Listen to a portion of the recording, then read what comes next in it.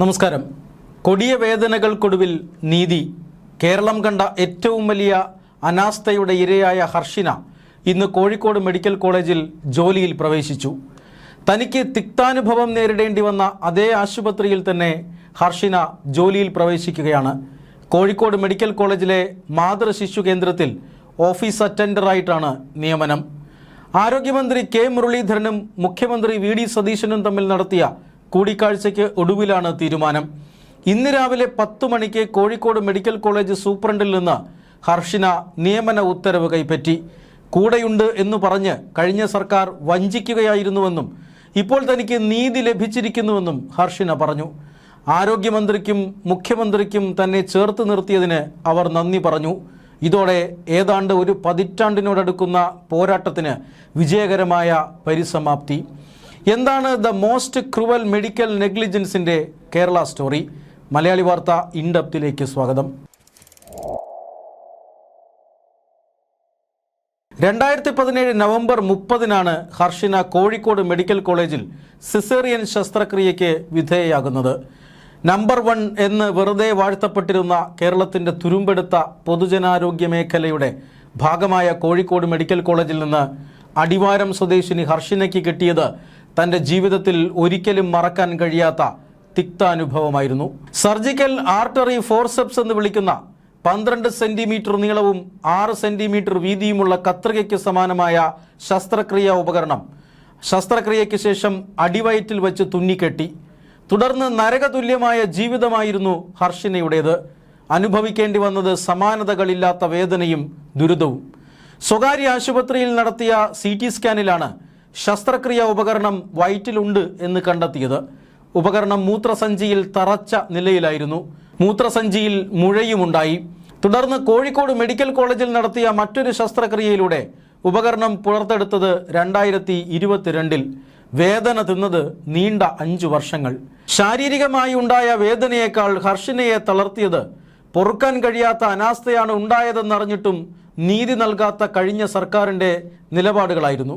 കൂടെയുണ്ട് എന്ന് പറഞ്ഞ് ഹർഷിനയെ പിണറായി സർക്കാർ വഞ്ചിച്ചു.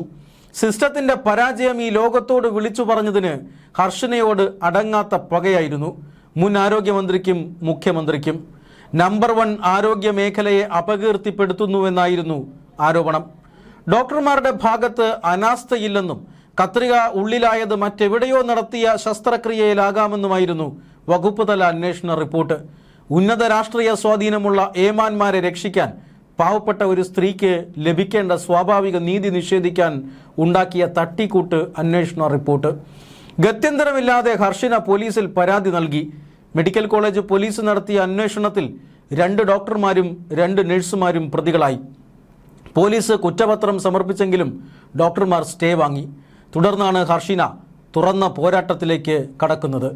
ഹർഷിനയ്ക്ക് നീതി നൽകിയതിലൂടെ കേരളത്തിൽ സ്റ്റാർ ആകുകയാണ് ആരോഗ്യമന്ത്രി കെ മുരളീധരനും മുഖ്യമന്ത്രി വി ഡി സതീശനും.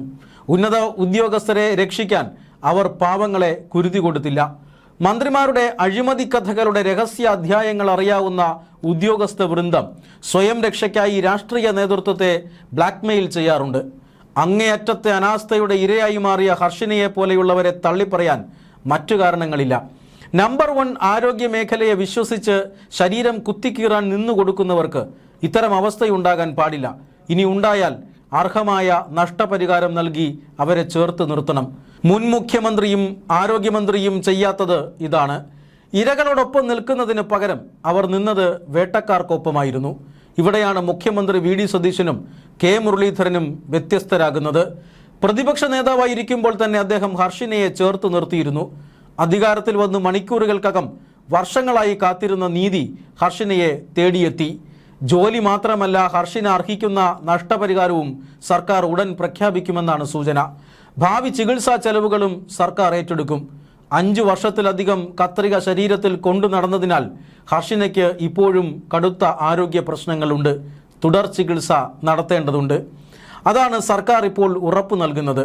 മണിക്കൂറുകൾ കൊണ്ട് പരിഹരിക്കാൻ കഴിയുമായിരുന്ന ഒരു വിഷയമാണ് കേരളം മൊത്തം അറിയുന്ന രീതിയിൽ മുൻ സർക്കാർ വഷളാക്കിയത്. വിഷയത്തിൽ ശാശ്വതമായ പരിഹാരം ഉണ്ടാക്കുന്നതിനൊപ്പം സമാന സംഭവങ്ങൾ ആവർത്തിക്കപ്പെടാതിരിക്കാനും കുറ്റവാളികൾ രക്ഷപ്പെടാതിരിക്കാനുമുള്ള സംവിധാനം കേരളത്തിലെ ആരോഗ്യ മേഖലയിൽ സൃഷ്ടിക്കേണ്ടതുണ്ട്. കഴിഞ്ഞ സർക്കാരിനെ ഏറ്റവും കൂടുതൽ പഴികേൽപ്പിച്ച വകുപ്പുകളിലൊന്നാണ് ആരോഗ്യവകുപ്പ്. ഡോക്ടർമാരുടെ അനാസ്ഥയും ചികിത്സ കിട്ടാതെയുള്ള മരണങ്ങളും നിരവധിയുണ്ടായി. ആശുപത്രി കെട്ടിടങ്ങൾ പൊളിഞ്ഞു വീണ് രോഗികളും കൂട്ടിരിപ്പുകാരും മരിച്ച സംഭവങ്ങളുണ്ടായി. ആശുപത്രികളിൽ മരുന്നുകളും ഉപകരണങ്ങളും തീരെയില്ലെന്ന് ഡോക്ടർമാർ തന്നെ ജനങ്ങളോട് വിളിച്ചു പറയുന്ന നിസ്സഹായമായ സാഹചര്യങ്ങളുണ്ടായി. സംവിധാനത്തിലെ പാളിച്ചകൾ എത്രത്തോളം ഗുരുതരമാണ് എന്ന് ഇത്തരം സംഭവങ്ങൾ തെളിയിക്കുന്നു. ഹർഷനയ്ക്ക് മേൽ ഇത്ര വലിയ ഒരു അനാസ്ഥയുണ്ടായിട്ടും അത് തെളിയിക്കപ്പെടാതെ പോയത് എങ്ങനെയാണ്? ഡോക്ടർമാർ നിരപരാധികളാണ് എന്ന രീതിയിൽ ഒരു വളച്ചൊടിക്കപ്പെട്ട റിപ്പോർട്ട് എങ്ങനെയാണ് സൃഷ്ടിക്കപ്പെട്ടത്?